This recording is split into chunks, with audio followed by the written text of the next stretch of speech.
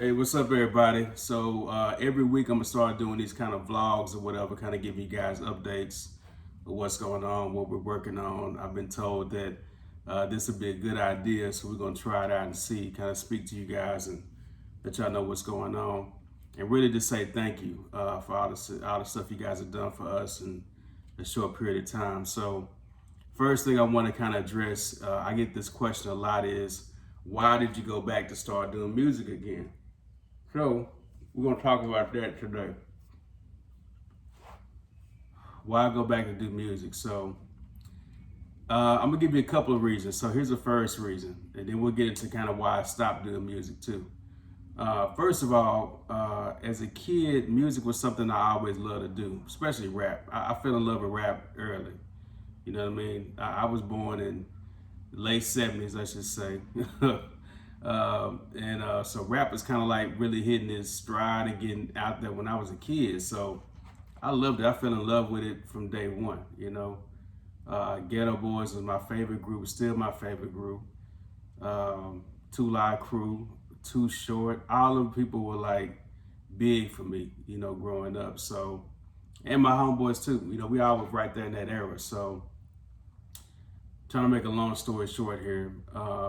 Even when as a kid, like when I bought the tapes, like they had tapes before they had CDs, or records. I would buy them, and if I saw a record label address on the back of it, man, I was rapping it to a tape, a cappella, on my jam box or whatever, trying to send something out to somebody. You know what I mean? Just to get heard. Especially rap a lot. If y'all watching this, I know y'all got some of my tapes, man. I sent tapes like every week to rap a lot. You know what I mean? But anyway, so I got a chance to kind of get my first taste in music business when I was probably 16, maybe 16 or 17. I signed my first kind of record deal. Right there in the Cliff, 50th Street Productions. Me and my partner Corey had a group called Too Real, and we signed a deal with 50th Street Productions, started working on music. That's the first time really getting into a studio, you know what I mean? So, but ever since then, it's been on. So I've been doing music, I've been doing stuff, whether it's at the crib, stuff whether it's in the studio, didn't really make a difference.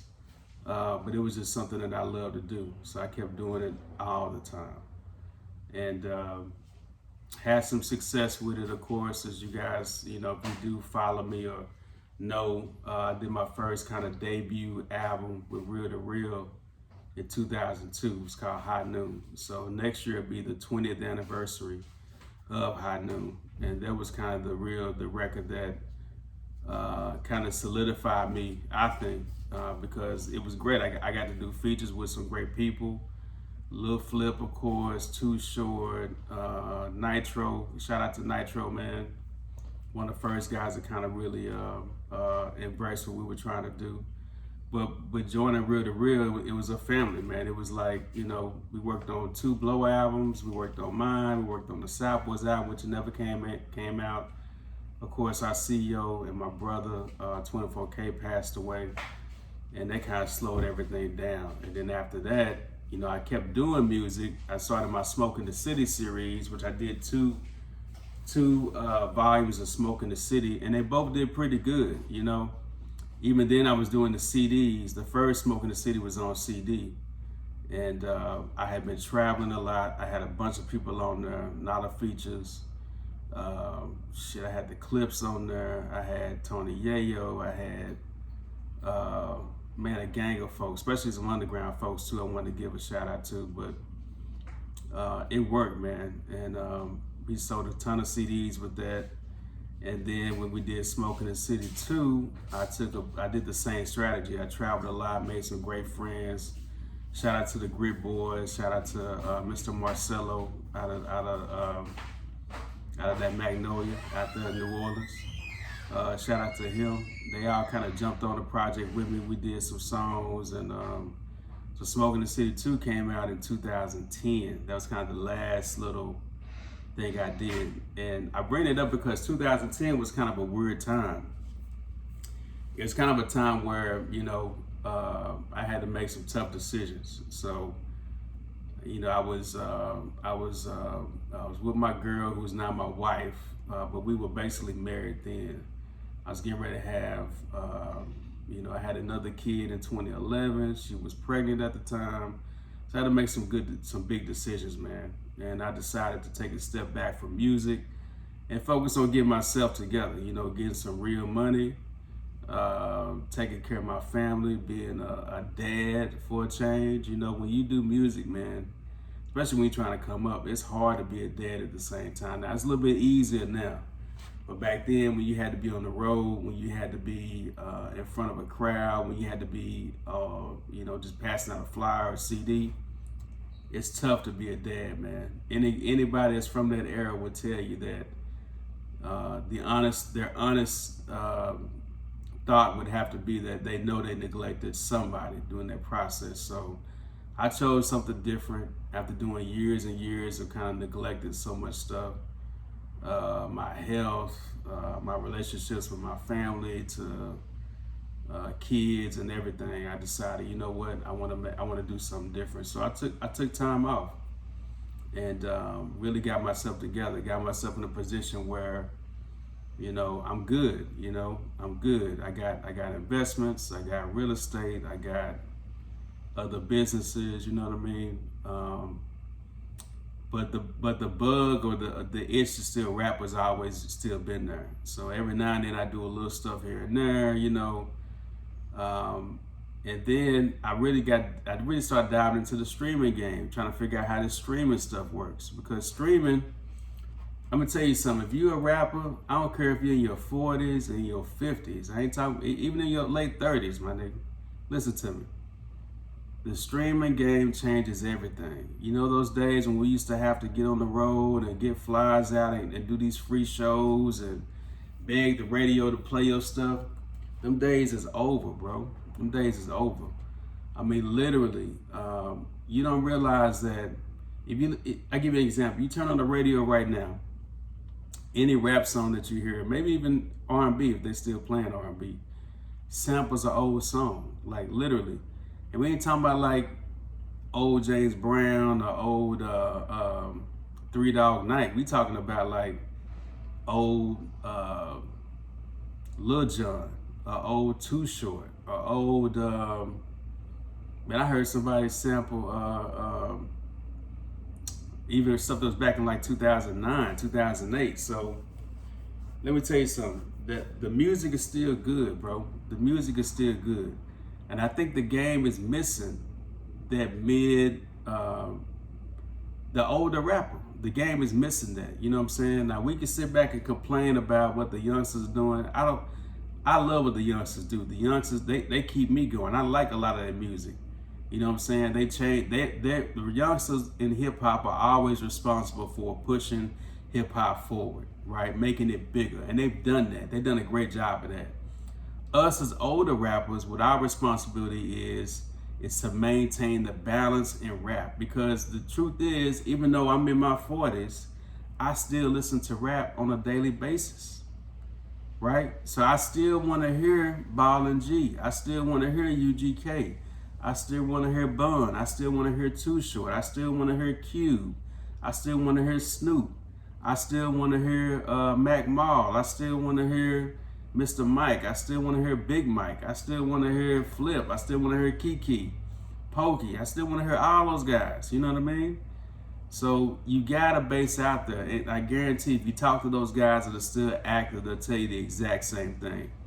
Streaming allows it to happen, man. Now you don't have to press them CDs. I mean, the money ain't the same, true enough, but the money's even a little bit slower, real slow. But it's there, bro. It's there. I'm telling you, you can still do that. You can still talk about stuff that's relevant to you to this day. You know what I'm saying? I mean, real talk. You can still do that. It still needs that balance in rap. Anyway, so it's kind of a long story to say. That's why I got back into it, because I know there's a lane out there, and I know some of the music is still good. And the older music that we had was not digitized yet. Like, it was still in CD. And I went on eBay one day and I was looking for my old CD, my High New CD for 2002. And literally somebody was selling it on eBay for $97. All right, this is a CD that I was giving away or selling for $10. And somebody now, 20 years later, is selling it for $97, bro. $97, right? So I said, oh no, this ain't gonna work. I told my wife right there, I said, no, we ain't gonna do this. They're not gonna be out here selling my CD for $97 and I ain't eating, right? Or I ain't doing something. So May 7th, I started putting out some stuff. I got in the studio. Shout out to Fat B. He came and did some stuff with me. We did 2 songs that night.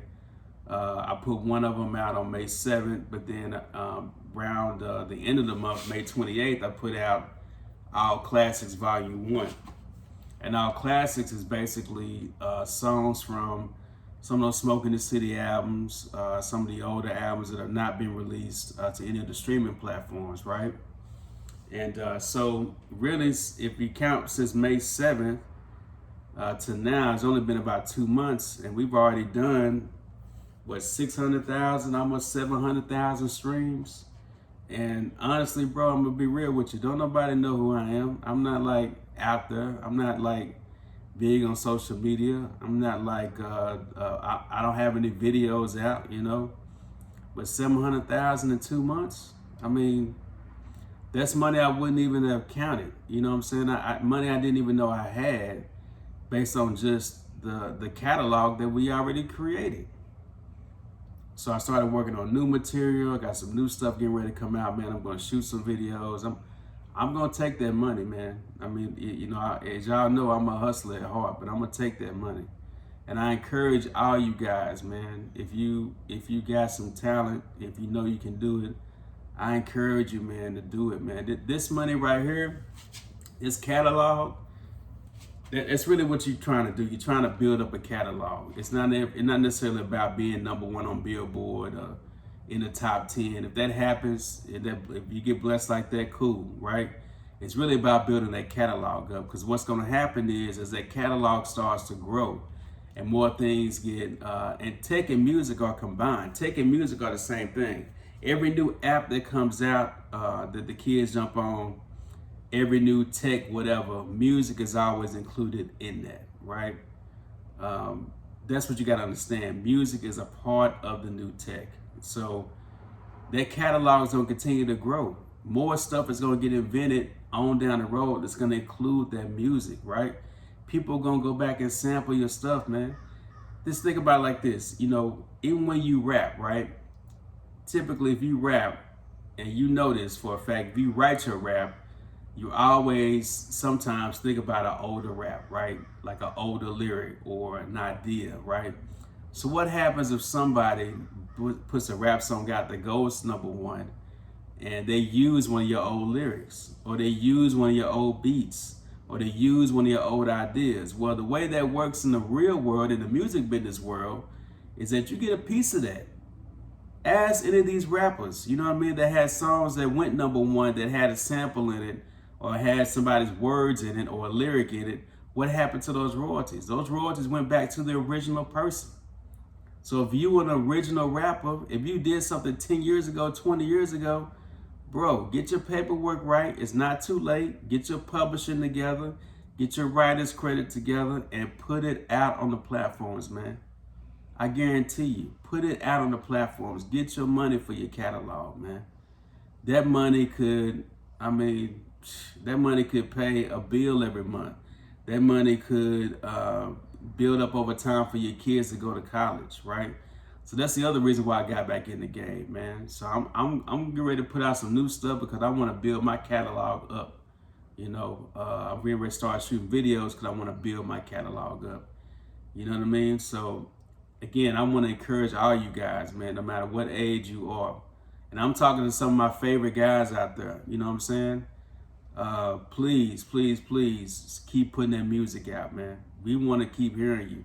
We will keep streaming you. We will keep supporting you. We will come to your shows. All right? Keep putting it out, man. Baller G, Lil Kiki, Slim Thug, Willie D, Scarface, Tila, all you guys, man, I want y'all to keep putting that music out, man, for real. You know what I'm saying? We want to continue to support you and listen to you, bro. A lot of times what y'all rapping about is what we going through. You know what I mean? We still listen to rap. So what we gonna listen to? You know what I mean?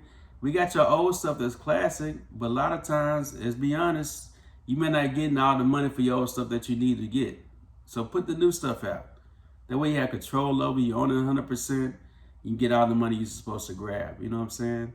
So real quick, I just wanted to go over that. That's kind of why I got back in the game. A little bit about kind of the hiatus, why I took a break off. But I want to thank you guys for your support, man. 700,000 streams in 2 months. I mean, it may not sound like a lot to some, but from what I understand, talking to some of the younger guys, that's a lot of streams. So I want to thank y'all for doing that, man. And new music is on the way. Videos are on the way. So stay tuned, man. And we out. Shout out Downstream Click. Holla at y'all later.